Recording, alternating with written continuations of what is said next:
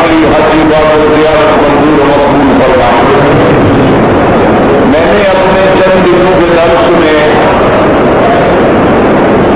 جو باتیں عرض کی تھیں ان کا خلاصہ میں عرض کر دوں تاکہ اللہ کی رحمت سے وہ باتیں ذہن میں تازہ ہو جائیں کہ جب کوئی مسلمان کلمہ پڑھ لیتا ہے لا الہ الا اللہ محمد رسول اللہ، اس کا معنی یہ ہوتا ہے وہ اقرار کر لیتا ہے، وہ اعتراف کر لیتا ہے، وہ عہد کر لیتا ہے کہ اللہ کے سوا کوئی معبود برحق نہیں، اور ہم نے محمد مصطفیٰ صلی اللہ علیہ وسلم کو اللہ کا رسول، اللہ کا نبی، خاتم الانبیاء اور ہر معاملے میں ہم نے اطاعت کرنی ہے حضور صلی اللہ علیہ وسلم کیا تھا کہ ساری قرآن کی آیتیں دیکھ لیں کہ اللہ کی اطاعت کرو، اللہ کے رسول کی اطاعت۔ اللہ کی اطاعت میں اتنا بڑا مقام ہے، فرمایا جو میرے رسول کی اطاعت کرتا ہے گویا اس نے میری اطاعت۔ اللہ نے اتنا بڑا مقام لیا، فرمایا کہ میرے مدنی کے سامنے انکار اعراض سے بڑی بات ہے آواز بھی ان کی نہ کرو،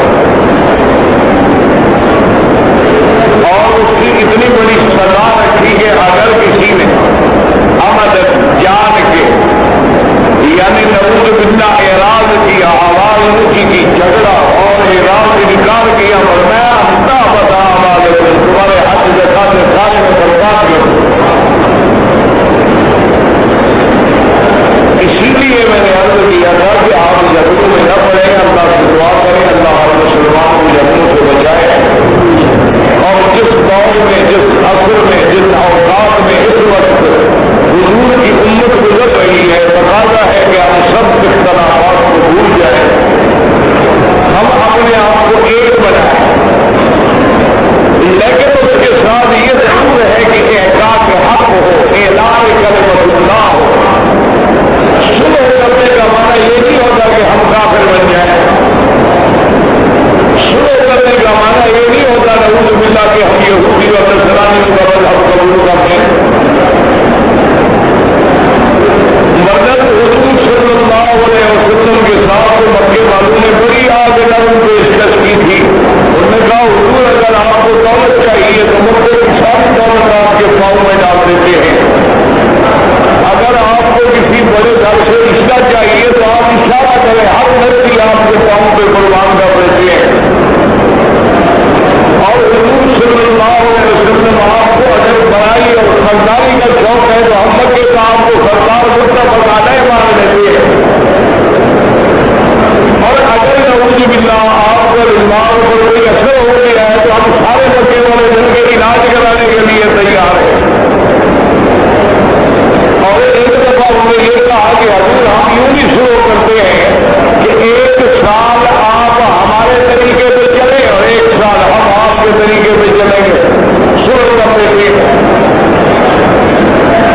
پھر انہوں نے کہا اچھا حضور ایسا کریں، ایک سال آپ چلیں ہم 5 سال چلیں گے۔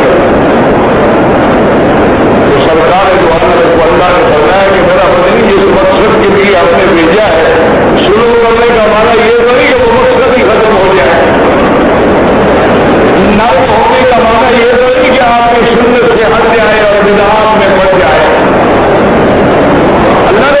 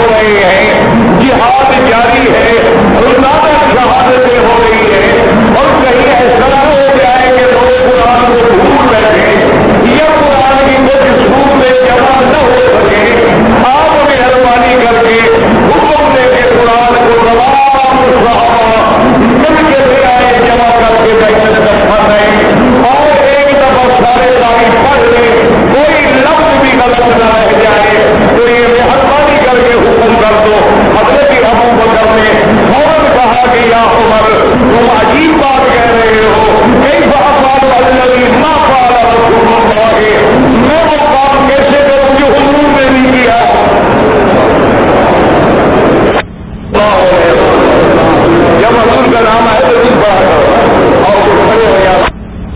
ان کو سمجھو گے تو سمجھ آئے گی. توجہ رکھو اور زبان میں درود شریف. وہ مثال مشہور ہے نا کہ ہاتھ کار لے دل یار. پنجابی کی مسل ہے کہ کام کر رہے ہو نا ہاتھ کار میں ہاتھ سے کام کرتے رہو لیکن دل تو اللہ کے ساتھ لگا رہے. اس لیے ہمیشہ یاد رکھے کہ جب مجلس پاک ہو اور قرآن کی محفل ہو بالکل سکون کے ساتھ اور ایک سیکنڈ بھی مل جائے تو حضور میں درود بھیج دیں. درود کی ایک خاصیت ہے رحمت ہے کہ دلوں کے درد اتر جاتے ہیں اور قرآن حدیث سیدھا دل میں جاتا ہے. اب یہ آپ سمجھیں کہ حضرت ابو بکر نے رضی اللہ عنہ نے فرمایا کہ عمر کیا کہہ رہے ہیں میں کیسے قرآن جمع کر دوں. اگر حضور پاک چاہتے تو زندگی میں جمع فرما دیتے. جب حضور نے نہیں کیا یہ ہے صحابہ کی احتیاط. حالانکہ ایمان سے کہو قرآن جمع ہو رہا تھا نا کیا اس میں ڈرنے والی کون سی بات تھی. لیکن صحابہ کا عمل یہ ہے کہ بھئی ہم وہ قدم کیسے اٹھائے. ہم قرآن تو ٹھیک ہے لیکن حضرت عمر نے کہا ابو بکر غور کرو سوچو کہ اگر ہمارے پاس 200 قاری ہے اور خدا نہ کرے وہ قاری شہید ہو جائے. ایک صحابی کے پاس ایک سورت ہے اور وہ جنگ میں چلا جائے دور کے ملکوں میں وہاں شہید ہو جائے اور وہ سورت کسی دوسرے کو یاد نہ ہو تو کیا کریں گے. تم گھبرا کیوں رہے ہو. قرآن کی حفاظت کا وعدہ اللہ نے کیا ہے کہ نہیں. حضرت ابو بکر نے فرمایا کہ ہاں وہ تو ہے. میں کہا اللہ نے کہا ہے کہ قرآن کی قیامت تک محفوظ رہے گا.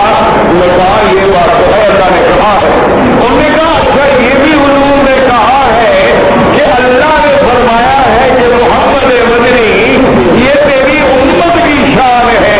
کسی کو انجیل یاد نہیں ہوگا, زبور یاد نہیں ہوگی, تورات یاد نہیں ہوگی, لیکن میرا مدنی میں تیری امت کے سینے کو قرآن کے لیے طرف بنا دوں گا. قرآن تیری امت کے سینے میں آئے گا.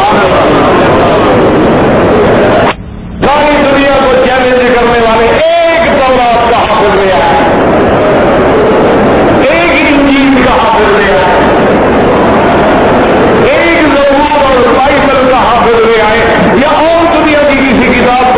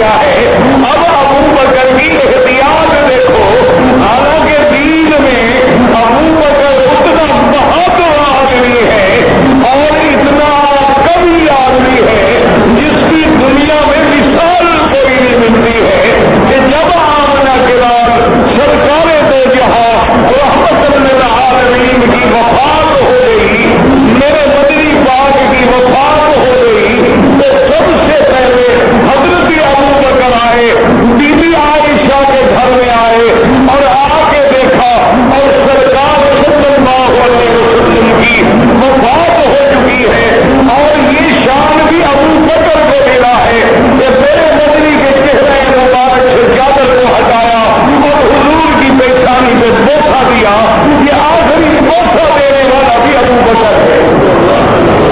रज़ी अल्लाह वाह मेरा मौला की शान है, तेरे कुदरत के राज है। यानी सबसे अव्वल इस्लाम लाने वाला कौन है और आखिरी मौका देने वाला अबू बकर है। इसी तरह जरा यहाँ नजर दौड़ा दिमाग भागे रखो, सबसे दुनिया में इबादत के लिए पहला घर कौन सा है?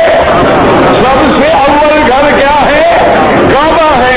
काबा सबसे अव्वल और मेरा मदनी सबसे आखिर। अल्लाह ने अव्वल और आखिर को कैसे जमा किया कि मेरा मदनी काबा सबसे अव्वल है, तू मेरा आखिरी रसूल है, लेकिन सबसे आखिरी हुकूमत नबुव्वत खत्म नबुव्वत और रिसालत का मकाम जो है वो मोहम्मद मुस्तफा को मिलेगा। और ये वो आलम है, आप क्या समझते हैं? हुजूर की जब वफात हुई है, सहाबा कहते हैं ऐसे मालूम होता है कि आज मदीने में अंधेरा हो गया है, आज मदीने में रोशनी खत्म हो गई है। और सहाबा की ये अखबार मौजूद है, कहते हैं अल्लाह है, खुदा की कसम है, उस दिन से रोशन दिन हमने नहीं देखा। जब आमना कलाल मदीने में आया मालूम होता तो आज रोशनी बढ़ गई है। जब दो सूरज इकट्ठे हो जाए तो रोशनी तो बढ़ेगी। एक आसमानों का सूरज है मोहम्मद का चेहरा। और इसी तरह सहाबा कहते हैं कि अल्लाह है, खुदा की कसम है, हमने इतनी सियाह दिन, जुल्मत वाला दिन, अंधेरे वाला दिन नहीं देखा जब हजूर की वफात हुई है। मालूम होता था पूरे मदीने में अंधेरा छा गया है और बड़े बड़ों के दिमाग उलट गए हैं। हजरत उमर जैसे आदमी का दिमाग उलट गया है। हजरत उमर रज़ी अल्लाह तआला अन्हु खड़े हैं मैदान में और कहते हैं कि खुदा की कसम है, जिसने कहा कि मौत मोहम्मद मुस्तफा में मौत आ गई है, उमर तलवार लेकर मुकाबला करेगा, मेरे मदनी में मौत नहीं आ सकती है। हजरत उमर जैसे बंदे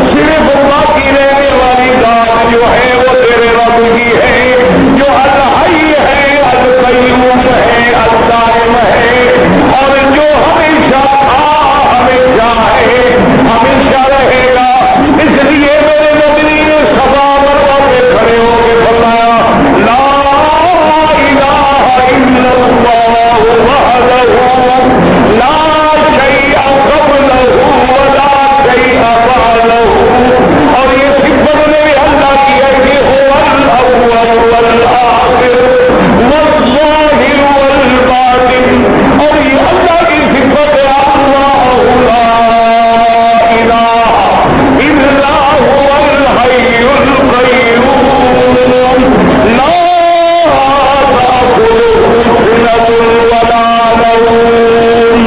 اور حضرت ابو بکر نے جب یہ آیت پڑھی، حضرت عمر کہتے ہیں خدا کی قسم ہے میں نے یہ سمجھا کہ یہ آیت آج کی ہے اور اللہ نے میرا سینہ بھی کھول دیا اور میں آگے بڑھا. میں نے کہا ابو بکر اللہ تیرے رحمت کرے تم نے آج محمد کا دین بچا لیا ہے. خدا کے لیے سمجھو دین کی باتوں کو کہ اتنا بڑا موقع رکھنے والا ابو بکر بھی کر رہا ہے کہ میں نے وہ کام کیسے کروں. حضرت ابو بکر فرماتے ہیں کہ پھر حضرت عمر نے کہا کہ یا امیر المومنین یا خلیفۃ رسول اللہ صلی اللہ علیہ وسلم مہربانی کر کے میری درخواست پہ غور کرو.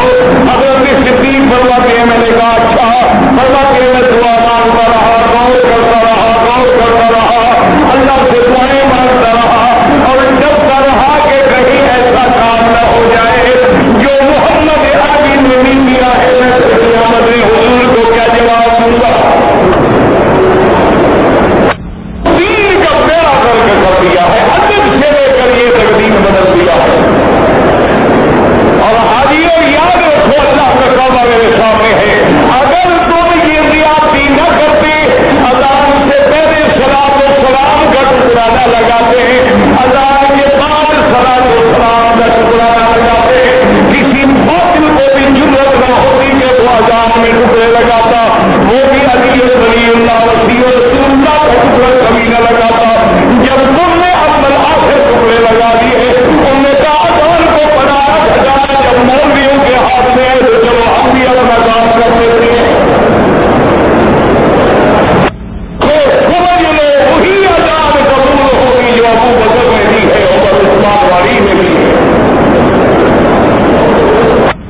دربار میں بدعت قبول نہیں ہوگی. میرے نبی نے فرما دیا لا یؤمن احدکم، تم میں کوئی بندہ اس وقت تک ایمان والا بن نہیں سکتا جب اپنے دماغ فکر خواہش کو محمد کے ساتھ نہ کر دے. اب جناب آپ اندازہ کریں ایمان بنے گا تب ایک دن. دو آدمی جھگڑا لے کے بڑے بدری دربار میں آئے حضور محمد مصطفیٰ.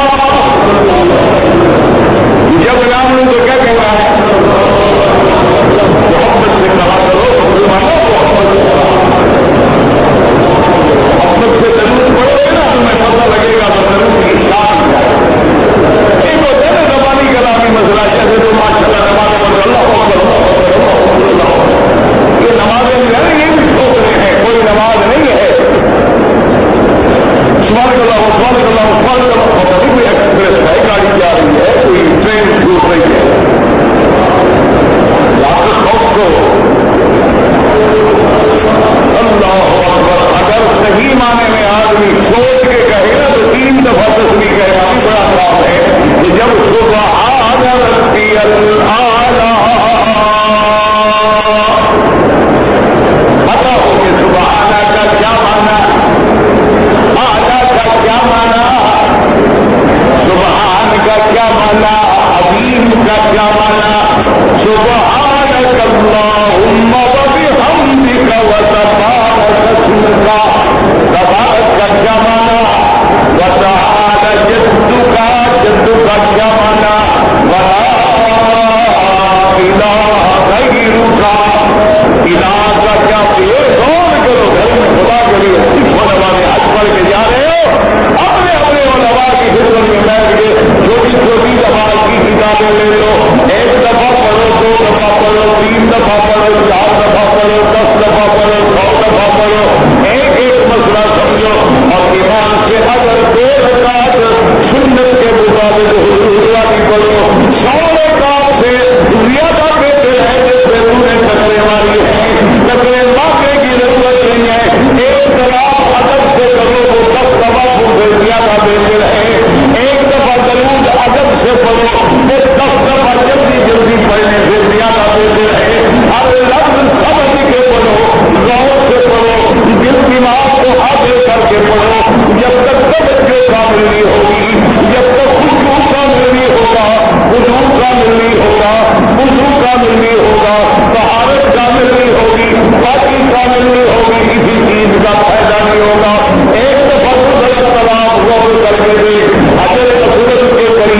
سے پہلے دل میں نیت کرتے کہ میں طواف کر رہا ہوں اور حجر اسود کے سامنے آ کے دونوں ہاتھوں کو اپنے چہرے کو ادھر کر کے سینے کو ادھر کر کے یہ تصور کر کے کہ مولا تیرے بندوں کا زیادہ امتحان ہے وہ کر لینا مشکل ہے گویا میں یہ ہاتھ حجر اسود پہ رکھ رہا ہوں اور زبان سے گویا میں بوسہ دے رہا ہوں اسی طرح بسم اللہ اللہ اکبر اور اس کے بعد ذرا چلنا شروع کرو اور جب چلو تو بتاتے ہو کہ سبحان اللہ ادھر نہ دیکھو ادھر نہ دیکھو باتیں نہ کرو لڑائی نہ کرو جھگڑے نہ کرو کھانا پینا نہ کرو ادب کے ساتھ نظر جھکیے اللہ کے دربار میں مجرم کھڑا ہے اللہ کے دربار میں گنہگار کھڑا ہے اللہ کے دربار میں یہاں وہ گھوم رہا ہے مار رہا ہے لوگوں نے یمانی سے بسم اللہ اللہ اکبر اور اس کے بعد اللہم انی اسألک العفو والعافیۃ ربنا آتنا فی الدنیا حسنۃ وفی الآخرۃ حسنۃ وقنا عذاب النار ادب کے ساتھ احترام کے ساتھ اور دل میں تصور کرو کہ میرا مولا یہاں ہم نے جواب کیا ہے 1,20,000 کا اندر نے جواب کیا ہے ہم کے باہر سے اندر میں محمد مصطفیٰ نے جواب کیا ہے اس لیے حدیث میں آتا ہے بیوی کہتی ہے کہ جب آپ سزا مروانے تھے اور ان سب ملے اور سب لائٹوں کے درمیان میں میرا مجنی آپ تیز تیز چل رہے تھے بیوی کہتی ہے خدا کی قسم ہے میں نے آج تک وہ منظر بھی نہیں بھلایا ہے حضور کی چند مبارک رسول چلا کر جل کے پاؤں میں لپٹ رہی تھی اور وہ ہمارے مجنی تیز چل رہے تھے صحابہ کے عشق کا یہ عالم ہے کہ جب قرآن رائنا فتحنا فتح المبینہ حضرت عمر کے لیے اونٹنی پہ سوارے اور فرماتی ہے کہ عمر آج اللہ نے مجھ پہ قرآن کی ایک آیت نازل کی ہے اگر پاک آسمان اور زمینوں کی بادشاہی بھی مل جاتی مجھے اتنی خوشی نہ ہوتی اتنی اس آیت سے خوشی ہوئی ہے حضرت عمر نے کہا یہ آیت یا رسول اللہ وہ کون سی آیت ہے حضور نے بڑا اب دیکھو آج کا سوال حضرت عمر کہتے ہیں جب حضور پڑھ رہے تھے انگلی چونکہ چل رہی تھی آواز میں بھی لہر پیدا ہو گئی تھی اسی طرح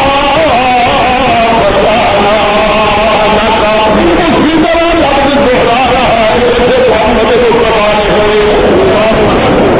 صلی اللہ علیہ وسلم اور دعا کر اللہ ہمیں ایسا عاشق بنائے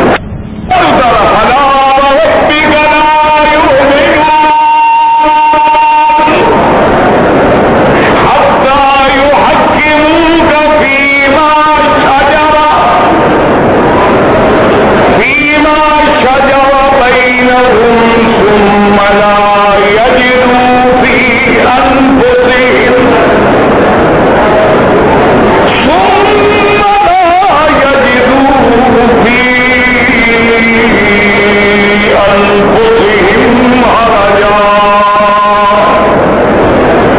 حرجا مما قضيت ويسلموا تسليما. اللہ نے فرمایا میرا مدنی مجھے تیرے رب کی قسم ہے، میرا مدنی تیرا شان اللہ تو سب کا رب ہے، لیکن یہاں مدنی کا شان بڑھانا ہے کہ میرا مدنی تیرے رب کی مجھے قسم ہے. حالانکہ اللہ تو سمجھو اس مسئلے کو، اللہ کیا کہہ رہا ہے؟ مدنی مجھے تیرے رب کی قسم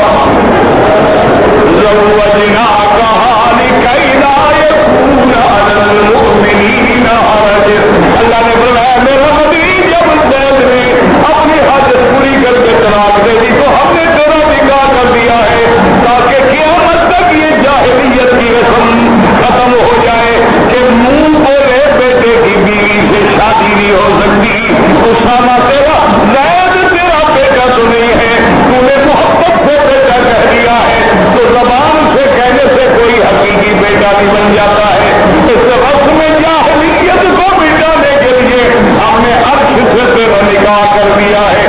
اس لیے بی بی زینب فرمایا کرتی تھی تمام بیویوں کو کہ اے عائشہ حفصہ تمہارا بڑا شان ہے, بڑی عظمت ہے, لیکن تمہارے نکاح زمین پہ ہوئے ہیں, میرا نکاح عرش سے ہوا ہے. غور کرو, دین کی بات ہے, لیکن بی بی کہتی ہے سخیر اور ربی, میں اپنے اللہ سے پوچھوں گی. اور حضرت ابو بکر کہتی ہے میں غور کروں گا. جب تو 3 دن گزر گئے, حضرت ابو بکر کہتی ہے کہ میرے دل میں بھی اللہ نے وہ بات ڈال دی جو عمر کے دل میں بات ڈالی تھی. شرح اللہ صدری, اللہ نے میرا سینہ کھول دیا اور مجھے بھی بات سمجھ آ گئی کہ قرآن کو جمع ہونا چاہیے.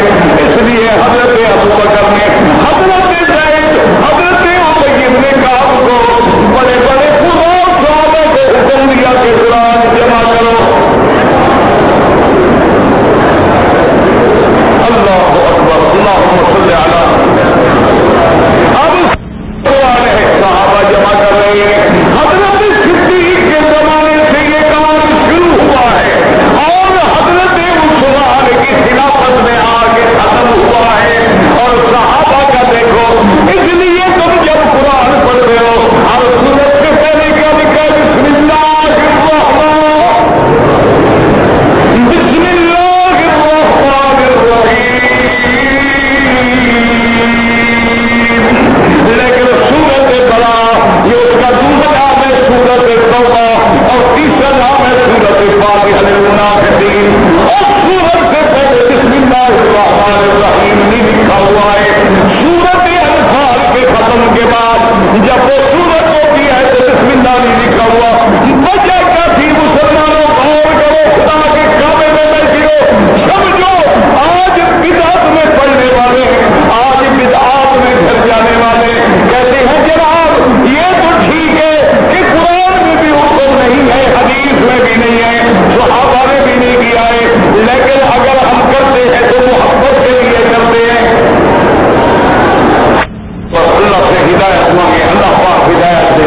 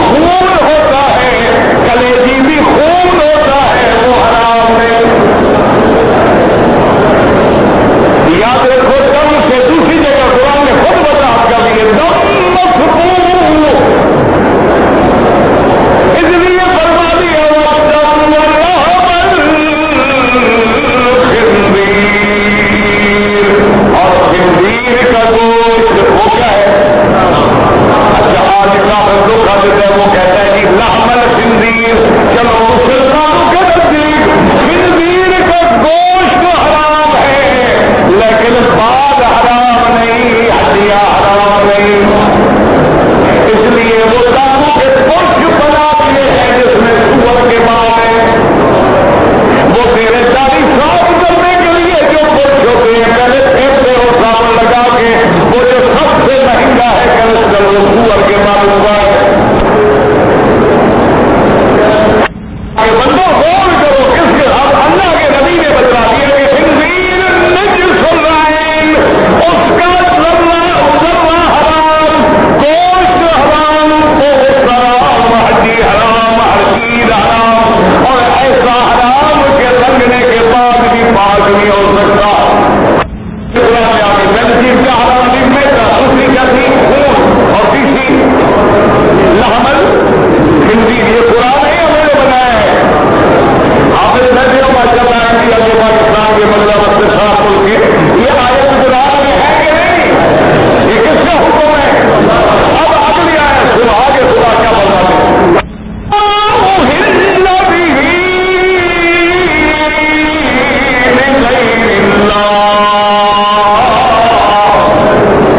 اور اللہ نے فرمایا وہ تو خنزیر سے بھی بدتر ہے جو اللہ کے سوا کسی غیر کے نام سے تجھے کیا جائے یا غیر کے نام سے پکارا جائے۔ اس لیے اللہ نے چوتھے نمبر پہ لکھا میں تو حرام، خنزب حرام، خنزیر حرام، لیکن جو چیز میرے سوا میرے نام کے سوا کسی غیر سے جڑ جائے وہ بھی حرام۔ کہتے ہیں مولوی صاحب ہم بازاروں پہ ذبح کرتے ہیں لیکن خدا کا نام لیتے ہیں بسم اللہ اللہ اکبر، جس پہ غیر اللہ کا نام لے وہ حرام ہے۔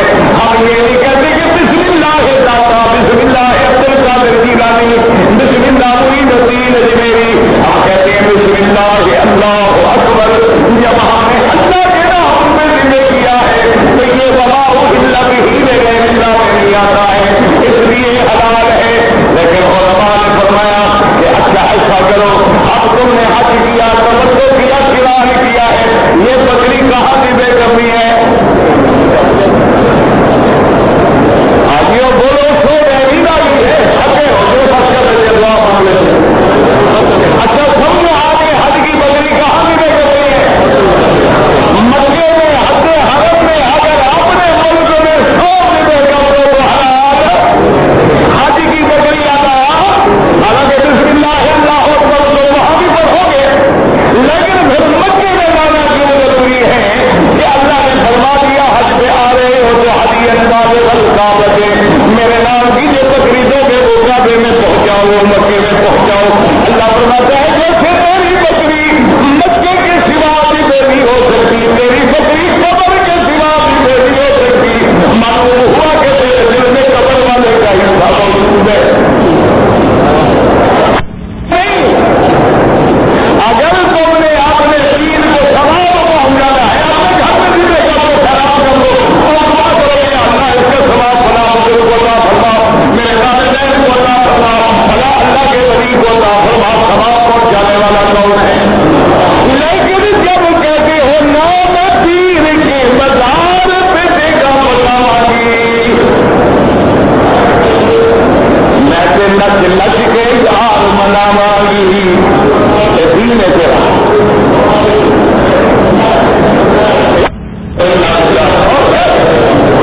اس لیے قرآن کہتا ہے وما اہل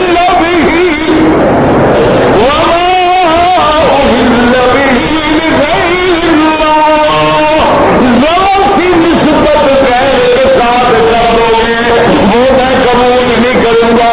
اس لیے حدیث میں آتا ہے قیامت والے دن جب ایسے لوگ ہوں گے ثواب کی تمنا کریں گے، اللہ فرمائے گے جن کی قبروں پہ ذبح کیا تو ان سے جا کے ثواب مانگو،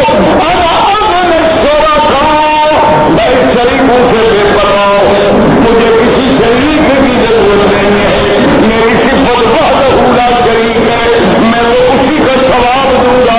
اب دیکھو صحابہ میں خلاف ہے، کچھ کہتے ہیں دوسرے الگ ہے، کچھ کہتے ہیں ایک ہے۔ صحابہ نے فیصلہ کیا ایسے کرو دوسرے تقسیم کرو لیکن درمیان میں بسم اللہ